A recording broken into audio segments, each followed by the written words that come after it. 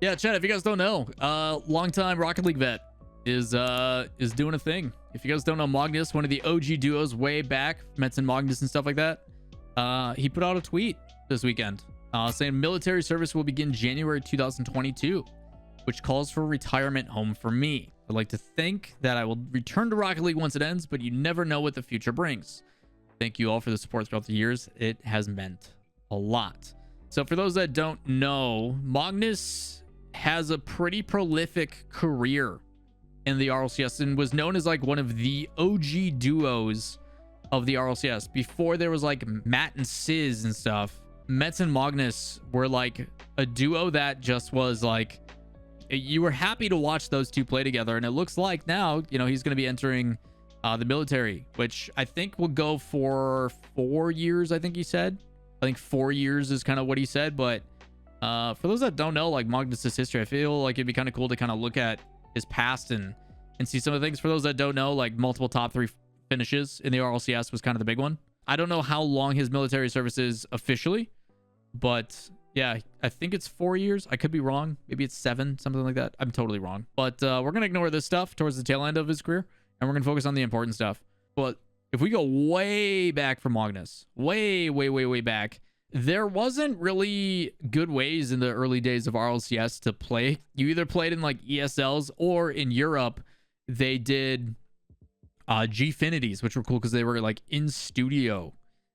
Playing originally for like that OG Cownose team. OG days. Mognus, Niels Cook, got some old names in that. Some stuff a lot of people aren't going to know about. Okay, so that's an interesting development as well. Military service, etc. Blah blah. You know what military you're going to, like what position? He's like, something that will get me out within 6 months. That's, I think, wishful thinking, because they do have, because he's what, Finnish? Correct me if I'm wrong on that. But they have like mandatory military service, right? Yeah. So like, if you can get out in 6 months, that's a lot better than 4 years. So we'll see. Fingers crossed for Magnus. So interesting development there. But yeah, started with Cownose, but he didn't really hit his real stride until I would say he came into RLCS. Because you're talking like all this stuff is RLCS. RLCS starts this year in 2016, roughly around like this time. But you didn't see Mognus come in because it was a sub for a while until season 3, right? Yeah. Season 3, he was on Secrecy. Mets Mogn a lot. You guys should know that roster. Mets and ours, Mognus and a lot. They went on to do pretty good things for Method and Complexity, if you remember those names from way back. But yeah, their qualification was top 4 over Red Eye. Gosh, man, some of these names a lot of people aren't going to recognize. Leftovers with Farah and Snasky. Some history in here, man. Pocket Aces was the new team with Pashy after they left Market. Northern Gaming went on to win the World Championship that year and had to play through qualifiers. Yeah, for those that don't remember, way back in RLCS days, no teams were guaranteed spots. Everybody had to play through qualifiers. Everyone.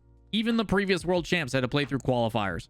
And that is how you made it into the RLCS. To make top 8 in the RLCS, you played through a massive qualifier and hoped that by the end you didn't drop too many games. Yeah, that's crazy. But they came in their first season as Secrecy.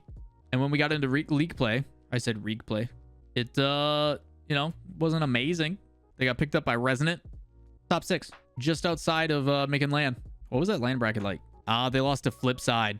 They lost to Flipside. I remember. Oh, yeah. That series was insane. I totally forgot about that. So the importance of finishing top 2 in regular season is you got an automatic bid into the playoffs. So Northern Gaming and Leftovers got automatic top 4. No matter what. And then Gale Force, Mocket, Flipside, and Resonant had to play. And everybody's like, wait, the former world champs aren't going to be at land? What? And then it played through a series. And they were up 3-1 at one point. And then Flipside won 3 in a row. It was absolutely insane. I totally forgot about that. Crazy stuff. So they fall off there. And then we go to season 4. The RLCS Summer Series, there's 2 of them. One NA, one EU. They were sponsored by Brisk. That's when they got picked up by Method. For DreamHack Summer. I think that was the start of the whole like Method situation, I'm pretty sure. And then they went on the Method run, which was very solid. In season 4, they took 2nd, only losing to Gale Force in the grand finals. And then in the grand finals, the exact same situation. Gale Force and Method. Shogun and I casted this upper bracket grand finals, and it felt like the true grand final. And then Cloud9 had that like insane run. Squishy, obviously, the squishy goal happened here. Ceiling shot. Method goes back and gets clapped by Gale Force because, like, how do you expect to win that? Just exhausted by this point. That's a long day. But yeah, pretty crazy stuff to see. This is why we don't do lower bracket and double A limb finals anymore, because it just doesn't make sense to. Pretty crazy stuff. That was kind of the thing with Method. And then instead of staying together and doing some really good things, you know, they play season 5. They're now under Complexity. They have now changed 3 organizations in the matter of like a season and a half. They go under Complexity. Top 2 again, exact same, right behind Gale Force. Arguably the second best team for like the entire year of that career, which is actually really impressive to do, right? Speed was their sub. Yeah. Speed was a sub for a really long time. Never got any like playtime, but yeah, Speed was around for a while.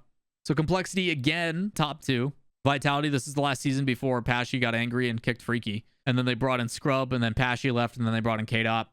But that's a different team. But yeah, for Complexity and stuff, pretty wild stuff. They were arguably the second best team by far. The only losses, Gale Force, Vitality, which is the other team that was tied. They just had a better game differential. So they both get their bid. They lose to Vitality. Gale Force goes on, wins the whole thing. They then lose to Envy back when Envy was Remco and them before they were TSM. Remco, Devo, Ignite.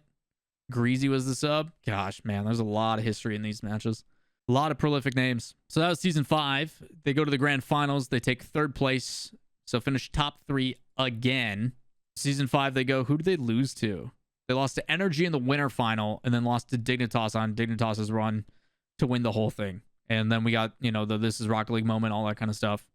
Again, a lot of people forget Complexity during that time. Because Complexity went through Tainted Minds, G2, Cloud9, and then lost to. So they beat 2 out of the big 3, lost to Energy, and then lost to Dignitas. Not a bad run, honestly. It's a pretty solid result for a team at the RLCS. But Dignitas with that lower run, going through EG, Cloud9, and Complexity to win the whole thing. Pretty crazy stuff. And then season 6 is when we started to see a bit of a falling out with Complexity. They decide to, after that top 3 performance, to get rid of Metza, which is what many consider the worst roster change in RLCS history. Because you go from being a top 2, top 3 team to 2-5 and the worst team in the league.